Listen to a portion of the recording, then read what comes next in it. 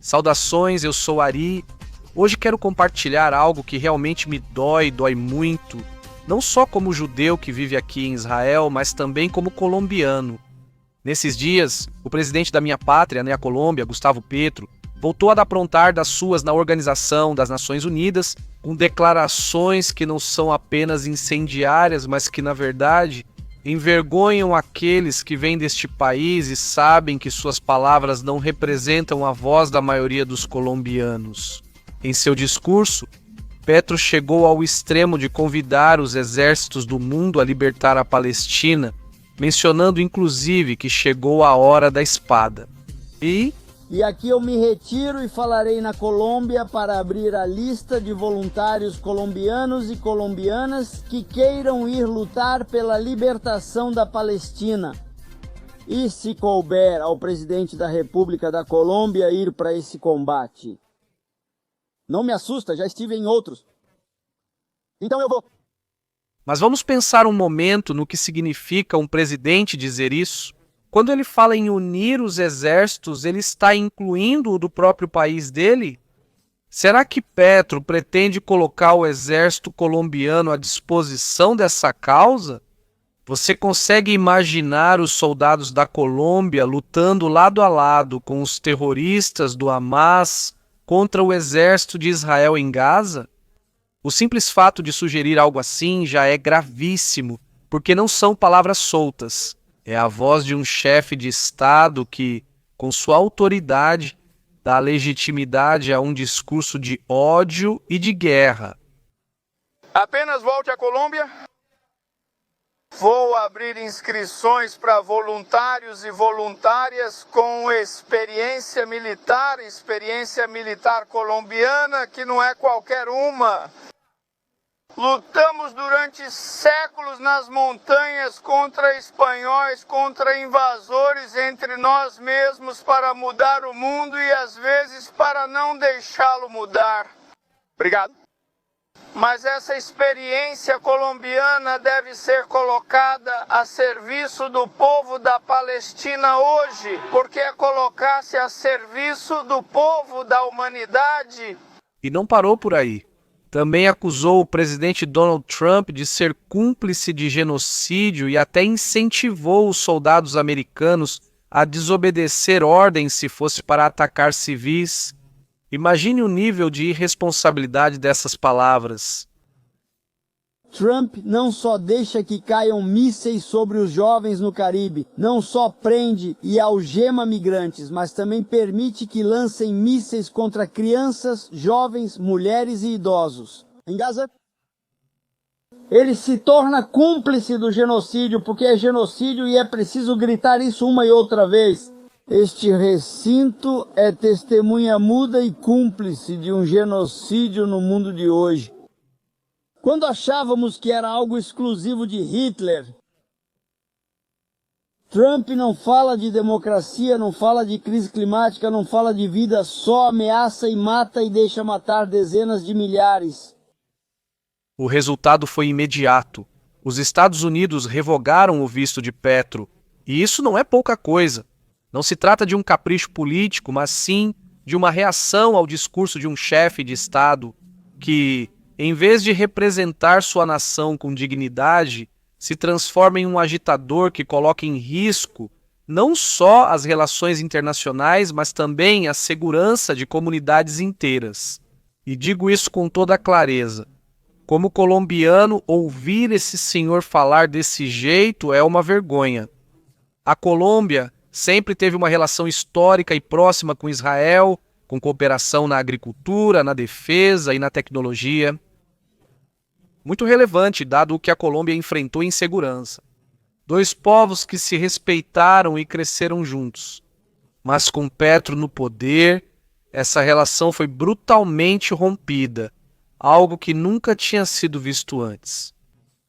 O mais preocupante é que o que aconteceu esta semana na Organização das Nações Unidas não é um caso isolado. Se olharmos para trás, vemos um padrão muito claro no comportamento de Gustavo Petro. Desde outubro de 2023, quando comparou o cerco a Gaza com o nazismo e chegou a dizer que era como um Auschwitz, Gustavo Petro já havia acendido todos os alarmes. tanto que instituições como o Yad Vashem o condenaram publicamente, acusando-o de banalizar o Holocausto. Para um presidente, usar a memória do extermínio de 6 milhões de judeus para fins políticos é algo que não tem justificativa. Após essas declarações, Israel tomou medidas severas. Suspendeu as exportações militares para a Colômbia, um golpe direto em uma relação que sempre foi estratégica. E longe de acalmar as coisas, Petro respondeu escalando ainda mais, a ponto de anunciar a ruptura das relações diplomáticas em maio de... Com essa decisão, ele apagou de uma só vez décadas de cooperação, tratados e laços de amizade entre Colômbia e Israel. Mas ele não parou por aí. Em junho de 2024, ele começou a falar sobre suspender as exportações de carvão colombiano para Israel, ameaçando empresas internacionais e colocando em risco milhares de empregos em seu próprio país. E em abril deste ano, nomeou como diretor de assuntos religiosos um pseudo-rabino que não tem nenhuma relação com o rabinato oficial da Colômbia, sob a liderança do excelentíssimo grande rabino da Colômbia, Alfredo Goldschmidt. E para completar, esse novo diretor de assuntos religiosos é conhecido por sua postura anti-sionista, o que aumentou ainda mais a tensão com a comunidade judaica da Colômbia. É como se Petro fizesse tudo de propósito. Bem, na verdade, ele faz tudo de propósito. E chegamos ao ponto em que ele não só rompe relações e corta laços econômicos, mas a Organização das Nações Unidas faz apelos abertos à violência e à união de exércitos para enfrentar Israel. Isso já não é política externa, isso é incitação. O mais delicado de tudo isso é que as palavras de um presidente não ficam no ar. Não estamos falando de qualquer cidadão comum, não estamos falando nem mesmo de um diplomata da República, né? Estamos falando do grande mandatário de um país, estamos falando do presidente. E isso, então, obviamente tem consequências reais. E neste caso, a comunidade judaica na Colômbia já começa a sentir a pressão. Estamos falando de cerca de 5 a 6 mil judeus que vivem em diferentes cidades do país. Muitas dessas famílias vivem lá há gerações. Uma comunidade que sempre foi parte ativa da vida nacional, contribuindo no campo acadêmico, cultural e econômico. E agora vê como, desde a própria Casa de Narinho, são feitos discursos que legitimam o ódio contra eles? Não é exagero. Depois de suas primeiras comparações com o nazismo, em 2023 apareceram suásticas pintadas na fachada da Embaixada de Israel em Bogotá. Esse tipo de vandalismo não surge do nada. Ele é alimentado por um clima que normaliza o antissemitismo. E quando é o próprio presidente que dá o sinal, a mensagem que se transmite é que atacar judeus é válido, que odiar Israel é um dever. Preciso dizer algo que talvez muitos em outros países não saibam, e posso garantir como colombiano. A Colômbia é um país majoritariamente cristão, tanto católicos quanto evangélicos, e grande parte dessas comunidades sente uma profunda simpatia por Israel. Eles promoveram manifestações, vigílias e marchas em apoio ao povo judeu em várias ocasiões, porque entendem o laço espiritual e bíblico que une as duas nações. Entendem que sua fé, sua crença, especificamente católicos, evangélicos, cristãos, tem uma raiz judaico-cristã. Ou seja, Petro não está apenas rompendo relações diplomáticas, também está ignorando e desprezando o sentimento de milhões de colombianos que veem em Israel um aliado e um povo irmão, o que evidencia que ele está colocando caprichosamente sua postura pessoal, que evidentemente é anti-judaica a olhos vistos, acima de milhões de pessoas que ele representa. Por isso, o que Petro faz não só prejudica a imagem internacional da Colômbia, mas também semeia divisão interna e coloca em risco o seu próprio povo. Se não, pergunte às pessoas que estão no exterior para que lhe digam o que está sendo dito sobre a Colômbia agora mesmo nesses países. Um presidente que deveria ser o garantidor da unidade e do respeito acaba sendo o primeiro a jogar gasolina no fogo. O que estamos vendo com Petro é uma guinada ideológica que trai a história da Colômbia. Porque é preciso lembrar, A Colômbia foi um dos primeiros países a reconhecer o Estado de Israel em 1949, especificamente no mês de fevereiro. E desde então, a relação se caracterizava pela cooperação e pelo respeito mútuo. Durante décadas, Colômbia e Israel caminharam juntos na defesa, na agricultura, na inovação. Esse vínculo sempre foi movido por orgulho e, de fato, fortaleceu ambos os povos. Hoje, por outro lado, temos um presidente que não só rompe esses laços, mas também se torna porta-voz de narrativas que alimentam o ódio. E isso, como colombiano, sinceramente, me dói e me envergonha, porque sei que ele não representa a maioria. Eu sei disso por experiência própria, porque vi como é na Colômbia. Há milhares e milhares de cristãos, católicos, evangélicos, que sentem um profundo amor por Israel, que oram por Jerusalém, que defendem o direito do povo judeu de existir em paz. Sem falar dos milhares de judeus que vestem a camisa da Colômbia porque simplesmente nascemos lá.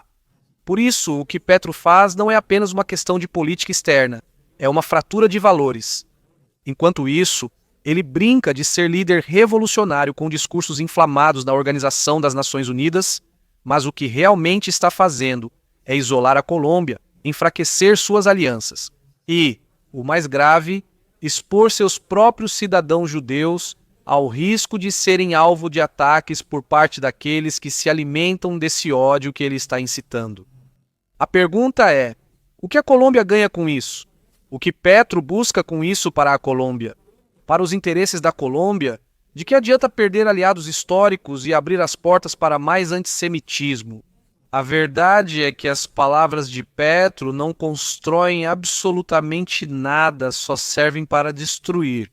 E é aí que precisamos ser claros, como colombianos, como judeus e como amigos de Israel. Não podemos ficar calados diante de um presidente que confunde a voz de um povo com seus delírios ideológicos. No final, o que fica claro é que as palavras de Gustavo Petro não representam nem a Colômbia nem os colombianos, e muito menos os judeus que vivem na Colômbia.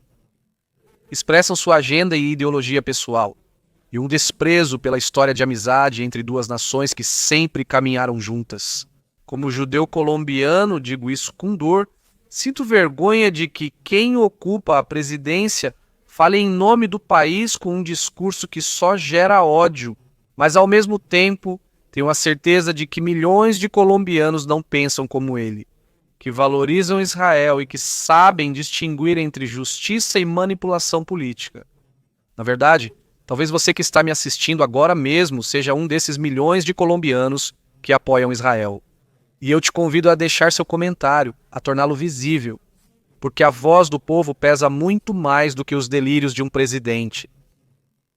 O que Petro disse na Organização das Nações Unidas é grave, porque não são frases soltas. Quando um presidente convoca um exército e incita a violência, está abrindo portas que podem trazer consequências reais, tanto para a imagem da Colômbia no mundo como para a segurança da comunidade judaica no próprio país. Essa é a responsabilidade que muitos parecem esquecer. As palavras podem acender fogueiras que depois são impossíveis de apagar. E é por isso que é tão importante falarmos sobre isso, que não fiquemos em silêncio. Porque ficar calado seria aceitar que o ódio tem a última palavra, e eu sei que não é assim. Antes de me despedir, quero fazer um convite para você.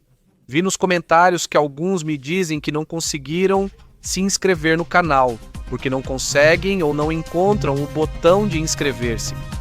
Veja se acontece com você também.